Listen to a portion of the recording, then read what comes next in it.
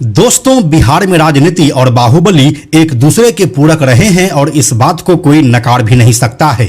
खास करके 90 के दशक के बाद से बिहार की राजनीति में बाहुबली का जो दौर शुरू हुआ वह अभी तक थमने का नाम नहीं ले रहा है।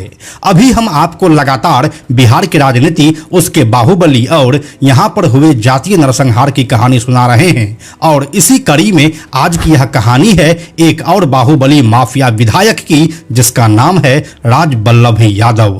राजबल्लभ यादव एक ऐसे राजनेता हैं जिसे राजनीति विरासत में मिली है।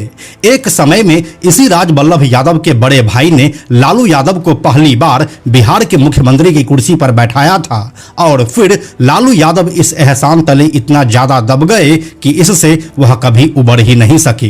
दोस्तों, राजबल्लभ यादव एक ऐसे बाहुबली माफिया हैं जो 3 बार विधायक बन चुके हैं और वह ऐसे पहले विधायक हैं जिनके ऊपर विधायकी रहते ही एक नाबालिग बच्ची से दुष्कर्म का मामला दर्ज हुआ और फिर उसे आजीवन कारावास की सजा हुई। वह अभी भी पटना के बेउर जेल में कैद हैं, लेकिन सत्ता की हनक उसके अंदर आज भी मौजूद है। तो क्या है राजबल्लभ यादव की पूरी कहानी, आइए आपको बताते हैं आज के इस वीडियो में।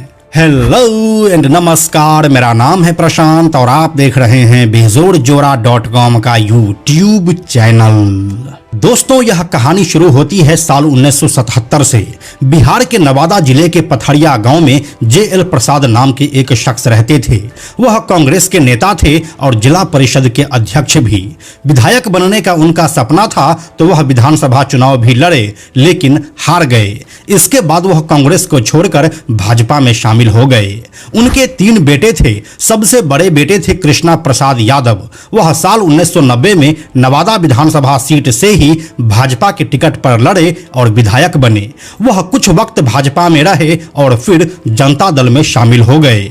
उनके जनता दल में शामिल होने की भी एक अलग कहानी है जो आपको वीडियो में आगे पता चलेगा। अब कृष्णा प्रसाद यादव के विधायक बनने के बाद JL प्रसाद के दूसरे बेटे मुखिया बने और तीसरे बेटे थे राजबल्लभ यादव और आज की यह कहानी इसी राजबल्लभ यादव की है। दोस्तों, राजबल्लभ यादव के बड़े भाई कृष्णा प्रसाद यादव विधायक थे तो राजबल्लभ के भी हौसले बुलंद हो गए। उन्होंने अपने घर के पास ही पत्थर के पहाड़ से अवैध खनन शुरू कर दिया। इस काम से राजबल्लभ ने करोड़ों कमाए। लेकिन फिर क्या होता है कि कृष्णा प्रसाद यादव अपना दूसरा टर्म पूरा कर पाते कि सड़क हादसे में साल 1994 में उनकी मौत हो गई, जिसके बाद उनकी पत्नी को MLC बनाया गया। लेकिन लालू यादव ने राजबल्लभ को विधानसभा का टिकट नहीं दिया। फिर क्या होता है कि अपने बड़े भाई की राजनीतिक विरासत बचाने के लिए राजबल्लभ यादव साल 1995 में नवादा विधानसभा सीट से निर्दलीय ही चुनाव लड़े और जीत गए।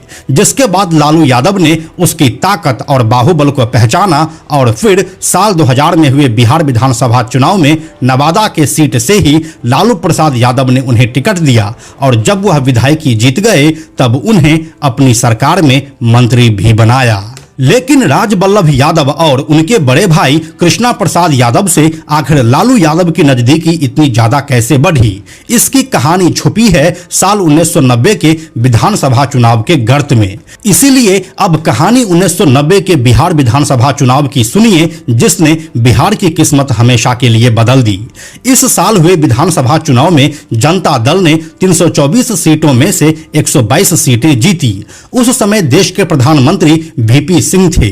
VP सिंह राम सुंदर दास को मुख्यमंत्री बनाना चाहते थे, लेकिन नाम फाइनल नहीं हो पा रहा था। उसी समय देश के उप प्रधानमंत्री देवीलाल ने लालू यादव का नाम आगे बढ़ाया और इसी नाम पर सहमति बन गई।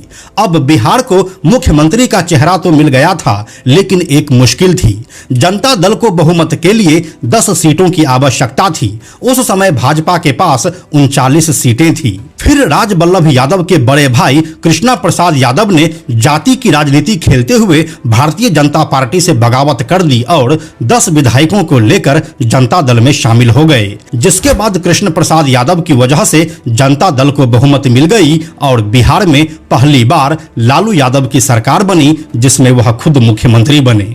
अब वापस से राजबल्लभ यादव की कहानी पर आते हैं। साल 2000। राजबल्लभ यादव एक पॉलिटिकल बैकग्राउंड से तो आते ही थे, ऊपर से वह पहाड़ों के अवैध खनन से भी जुड़े हुए थे, जिसमें उसने करोड़ों रुपये कमाए और अब साल 2000 में वह लालू यादव और राबड़ी देवी की सरकार में मंत्री भी बन गए। यहां से अब आप राजबल्लभ यादव के रसूख का अंदाजा लगा सकते हैं।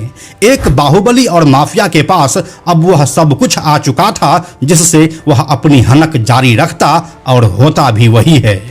फिर साल 2005 में बिहार में विधानसभा चुनाव के बाद सत्ता परिवर्तन होता है और नीतीश कुमार बिहार के मुख्यमंत्री बनते हैं। इस दौरान लालू प्रसाद यादव ने अपनी कुर्सी गंवाई और राजबल्लभ यादव ने अपनी विधायकी। फिर नीतीश कुमार ने नवादा के पहाड़ को एक निजी कंपनी को लीज पर दे दिया, लेकिन राजबल्लभ यादव की आदतन दबंगई यहां भी जारी रही।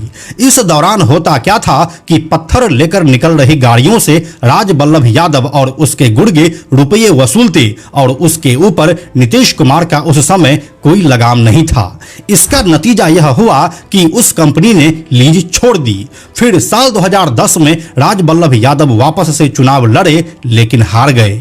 लेकिन जब साल 2015 के बिहार विधानसभा चुनाव में लालू यादव और नीतीश कुमार एक साथ आ गए, तब नवादा की वो सीट फिर से राजद के खाते में ही गई और यहां पर निस्संदेह ही राजबल्लभ यादव को ही टिकट मिलना था। फिर साल 2015 के बिहार विधानसभा चुनाव में राजबल्लभ यादव जीतते हैं और तीसरी बार विधायक बन जाते हैं। विधायक बनते ही राजबल्लभ यादव वापस से अपने पुराने रंगत में लौटने लगे। अब आती है तारीख 6 फरवरी 2016 की। इस दिन राजबल्लभ यादव के नवादा स्थित आवास में एक बर्थडे पार्टी चल रही थी। इस दिन राजबल्लभ यादव के करीबी रही धनेश्वर घाट मोहल्ले की सुलेखा देवी 15 साल की एक लड़की से संपर्क करती है जिससे उसकी पुरानी पहचान थी। नालंदा जिले के सुल्तानपुर की रहने वाली 15 साल की लड़की बिहार शरीफ नगर इलाके में किराए के घर में रहकर पढ़ाई करती थी। उस दिन सुलेखा देवी और उसकी मां राधा देवी उसके कमरे पर गई। दोनों ने उस लड़की से बर्थडे पार्टी में चलने को कहा, जिसके बाद वह लड़की भी हामी भर दी। फिर लड़की को लेकर सुलेखा देवी और उसकी मां राधा देवी नवादा के विधायक राजबल्लभ के मकान में पहुंची, जहां राजबल्लभ यादव ने लड़की के साथ शराब के नशे में दुष्कर्म किया।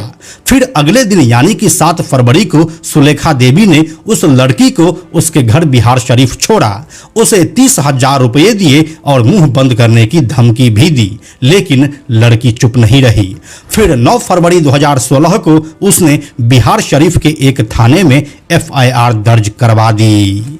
दोस्तों, FIR दर्ज होने के बाद 10 फरवरी को पुलिस लड़की को लेकर नवादा स्थित राजबल्लभ यादव के घर पर पहुंची। इसके बाद बच्ची को राजबल्लभ यादव की फोटो दिखाई गई और लड़की ने फोटो देखकर राजबल्लभ यादव को पहचान भी लिया। फिर बाकी शिनाख्त के बाद DIG ने राजबल्लभ यादव की गिरफ्तारी के आदेश दे दिए। अगले दिन फोरेंसिक टीम RJD विधायक राजबल्लभ यादव के नवादा वाले घर पहुंची और जांच की और फिर 15 फरवरी को RJD ने राजबल्लभ यादव को पार्टी से निकाल दिया और इसी दिन पुलिस ने भी सुलेखा देवी के पति अरुण को गिरफ्तार किया। इसके बाद आनन फानन में राजबल्लभ यादव ने कोर्ट में अग्रिम जमानत की याचिका भी लगा दी, लेकिन 15 फरवरी को कोर्ट ने जमानत याचिका खारिज करते हुए विधायक राजबल्लभ यादव के खिलाफ सर्च वारंट जारी कर दिया। फिर 19 फरवरी को सुलेखा देवी के दामाद संदीप सुमन को भी गिरफ्तार किया और 25 फरवरी 2016 को सुलेखा देवी समेत 4 लोग पकड़ लिए गए। फिर 28 फरवरी को राजबल्लभ यादव के पटना और नवादा के घर को सील कर लिया गया, लेकिन राजबल्लभ यादव अब भी फरार चल रहे थे। लेकिन जब कोर्ट और प्रशासन का दबाव बढ़ा तो करीब 23 दिनों तक फरार रहने के बाद 10 मार्च को उन्होंने कोर्ट में सरेंडर कर दिया, क्योंकि यह मामला एक नाबालिग बच्चे के साथ दुष्कर्म का था। इसके बाद 15 सितंबर 2016 को कोर्ट में गवाही शुरू हुई। फिर पटना हाई कोर्ट ने 20 सितंबर 2016 को राजबल्लभ यादव को जमानत दे दी। इस जमानत के खिलाफ राज्य सरकार सुप्रीम कोर्ट पहुंची, जहां से राजबल्लभ यादव की जमानत याचिका खारिज हो गई। फिर सुप्रीम कोर्ट के आदेश और MP MLA कोर्ट बनने के बाद सभी रिकॉर्ड पटना की विशेष अदालत में ट्रांसफर कर दिए गए। यहां से 2 साल बाद दिसंबर 2018 को कोर्ट ने राजबल्लभ यादव समेत छोटी देवी, सुलेखा देवी, संदीप सुमन, राधा देवी और तुशी देवी को दोषी करार दिया, जिसके बाद राजबल्लभ यादव को उम्र कैद की सजा मिली। राजबल्लभ यादव बिहार के ऐसे पहले विधायक हैं जिन्हें पद पर रहते हुए उम्र कैद की सजा सुनाई गई। दोस्तों, इतना कुछ होने के बाद भी राजबल्लभ यादव की हनक कम नहीं हुई। साल 2017 के जुलाई महीने में राजबल्लभ यादव जब जेल में बंद था, उस वक्त डीएसपी मृदुला सिन्हा उनकी निगरानी में तैनात थी। इस दौरान राजबल्लभ यादव ने उन्हें जान से मारने की धमकी भी दी। इसके बाद मृदुला सिन्हा ने एसएसपी से इसकी शिकायत की और सुरक्षा की मांग की। मृदुला सिन्हा का कहना था कि नवादा में विधायक राजबल्लभ यादव की पेशी के दौरान मेरी हत्या हो सकती है, जिसके ऊपर कार्रवाई भी की गई। दोस्तों, अब राजबल्लभ यादव एक ऐसे जुर्म में बंद थे जिसे कोई सभ्य समाज स्वीकार नहीं करेगा। यह एक घिनौना अपराध था जिसकी जितनी ज्यादा निंदा की जाए वो कम ही होगी। लेकिन एक राष्ट्रीय जनता दल थी जिससे उनका मोह भंग नहीं हो रहा था।